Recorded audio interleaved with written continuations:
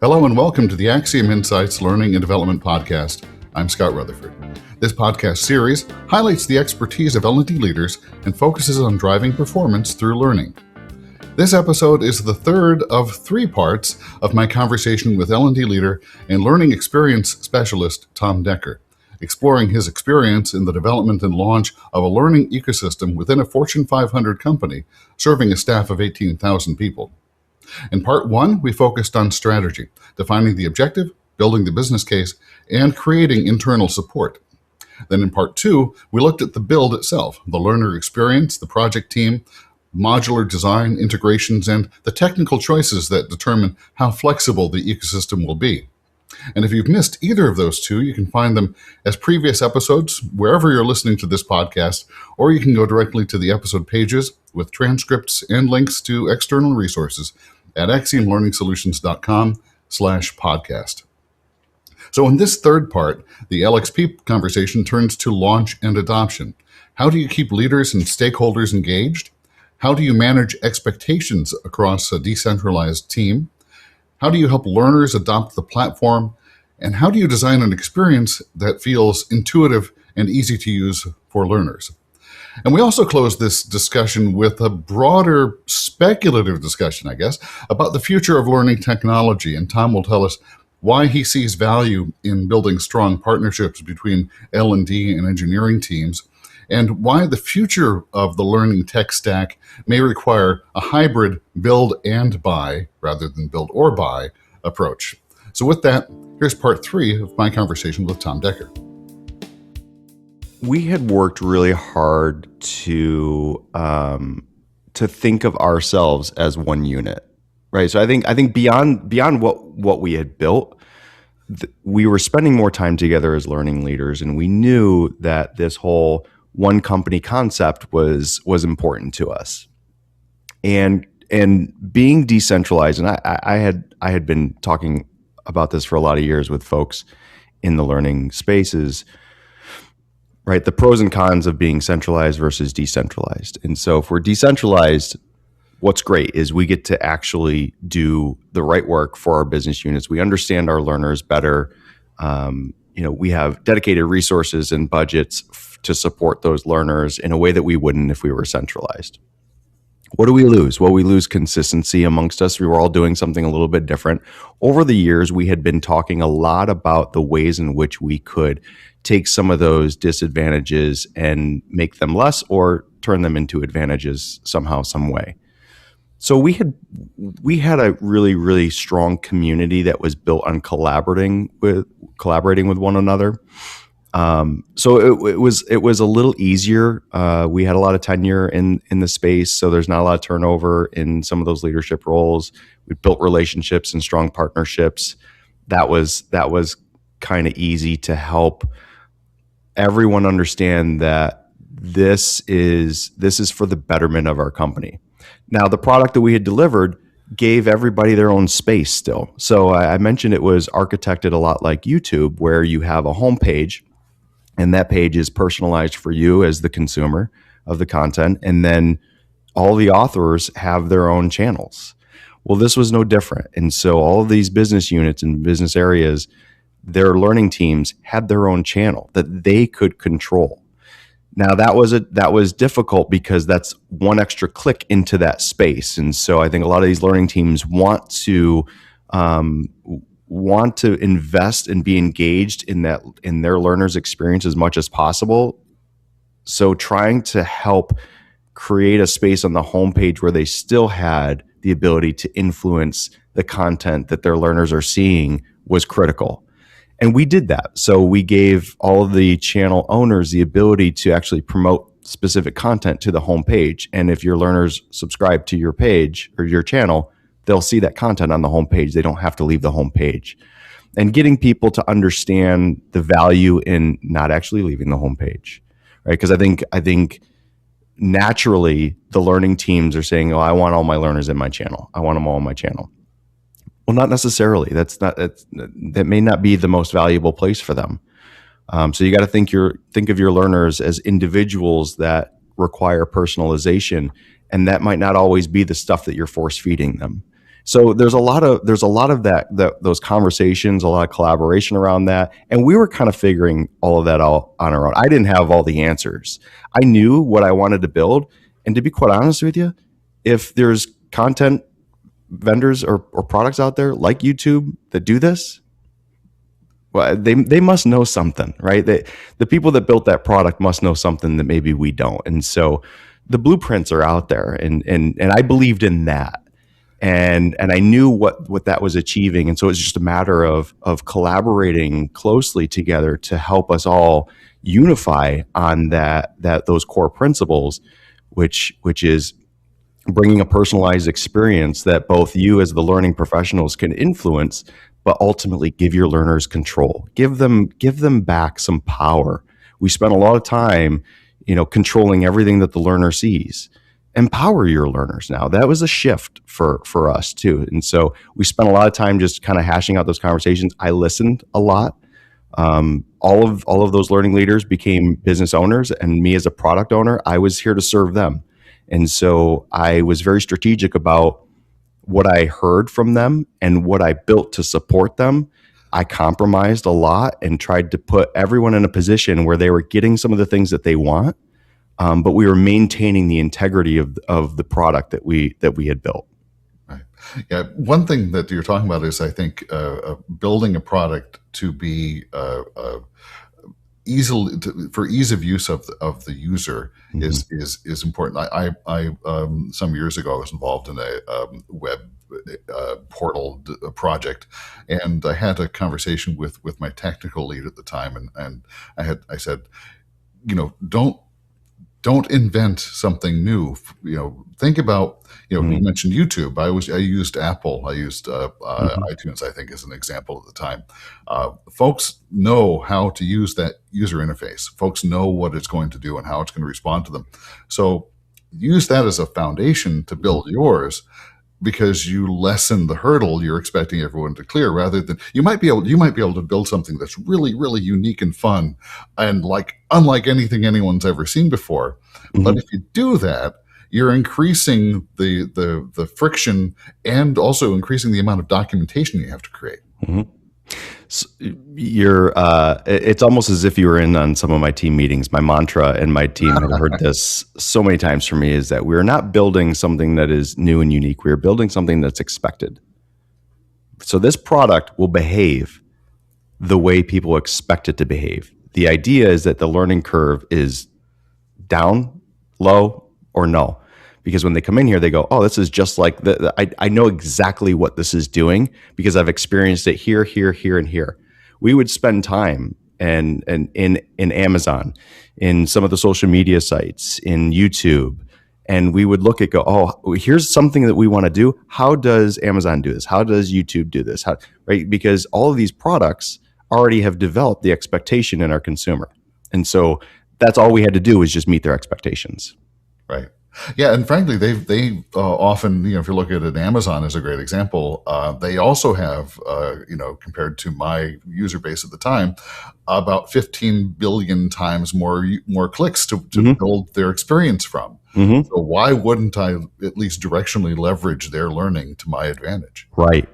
And leveraging applications like that too helped us sell business owners on ideas for new features, new functionality, right? And so I used to hear all the time, there's too much content in this LXP.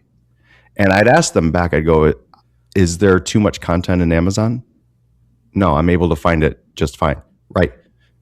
So the argument that there's too much content in there is not the argument. The argument may be that I can't get to it as fast as I want to, which is why we created a search bar, and we created filters. Right. And then the argument would also be there's too many filters. Go into Amazon and search for a chair and see how many filters pop up on the left side. Is that a problem for you? No, you go down to the exact filter components that you want, select what you want, and boom, there you go. Right. You've got your choices. Filters, right? So the experience is there. Curation of content, right, all factor in there, right? Exactly. Yeah, and we had filters for, all the skills. We had a tagging system, so skill tags, role tags, business group tags, and the type and the duration and on proficiency level. So you had filter options for everything. You can narrow down your results in a way that was clean and easy, and also expected. So I want to, before we wrap up, just get your sense of where you think the ideal learning ecosystem is moving. If you were to look out, so we're recording this in as we approach the middle of 2026. So let's look at 2030, which is far enough out that it's a little bit immaterial.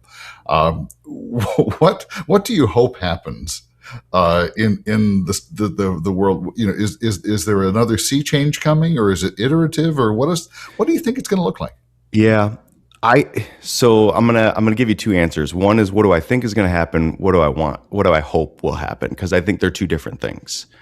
Right now, and this is my opinion, right? And I think a lot of our listeners have a lot of different experience too that might feel differently. But the consulting firms and the software solutions control our market. They control our business. They control what we choose to offer for our employees, more so than I think our L&D teams, our internal L&D teams. Now, that was my experience, and so I've heard a little bit about, right, like there's a lot of the software solutions are kind of moving more towards these suites again, right? We saw this years ago, over a decade, 15 years ago, maybe more.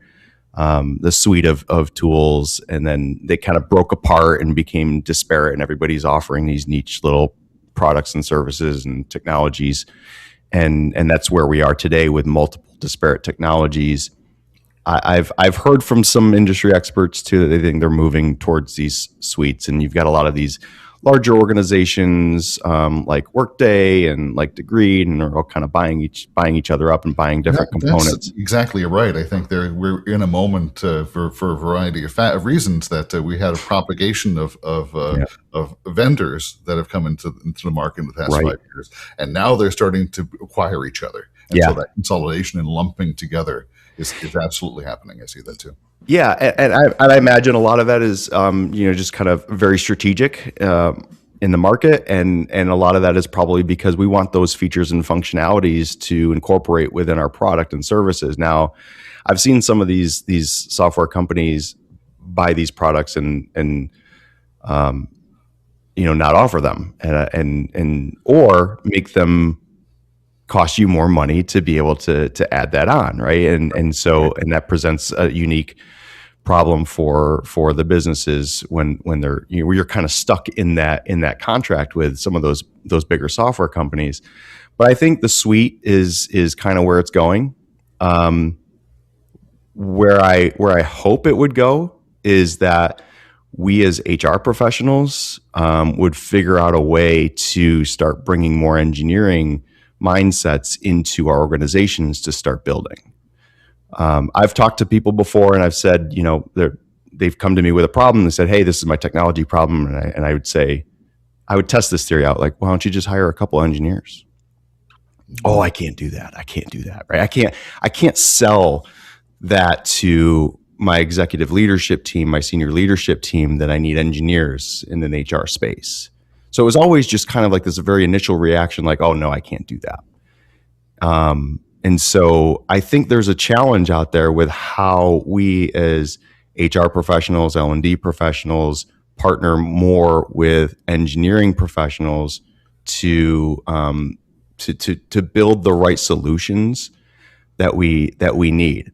And this can kind of bring up the whole build versus buy debate too. And my thought is always build and buy. That's what I would hope we would get to, is some sort of build and buy solution.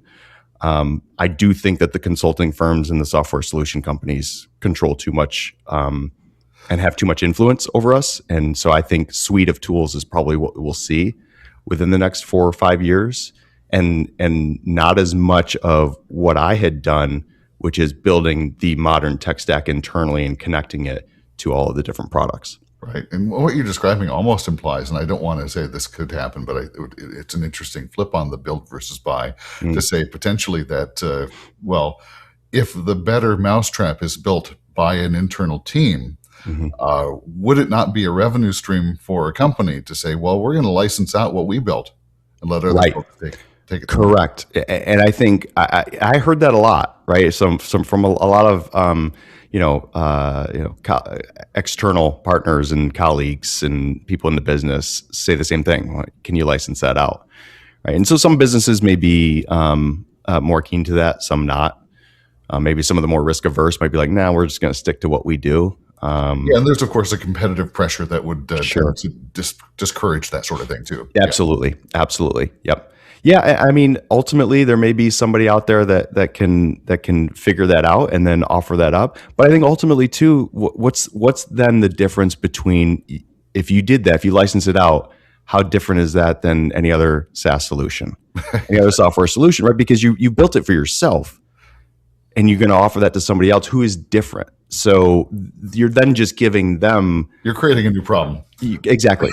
Or the same problem that all these other software, LMSs and LXPs offer up, right? So exactly. I think I do have some thoughts on what that is, what that could look like in the future. Maybe there's a birth of consulting firms that offer up some sort of mix in between. Well, we'll see where that goes. I'm hopefully, maybe you and I will chat again about this at a future conference or a phone call. But absolutely, it's a fascinating and continually evolving area of practice. So it's going to keep us all very busy for an indeterminate amount of time. It will. It absolutely will. Yes. All right, Tom. Pleasure talking to you as always. Likewise. Once again, my thanks to Tom Decker for being a part of these episodes. Over the past 3 episodes, we've explored the scoping, building, and launching of a learning experience platform. And along the way, we explored how building a learning ecosystem is more than a technology or a tech stack question. It's a business initiative, a data initiative, and can be a significant change management effort. But the outcome can be worth it. Through the intentional connection of learning resources and learner experiences with business goals and performance data, L&D becomes better positioned to support the organization, and it strengthens our ability to show results. Thanks for listening. This has been the AXIOM Insights Learning and Development Podcast. This podcast is a production of AXIOM Learning Solutions. AXIOM is a learning and development services firm with a network of learning professionals in the U.S. and worldwide, supporting L&D teams with learning staff augmentation and project support for instructional design, content management, content creation, and more, including training delivery and facilitation, both in person and virtually. To learn more about how AXIOM can help you and your team achieve your learning goals, visit AXIOMLearningsolutions.com. And thanks again for listening to the AXIOM Insights Podcast.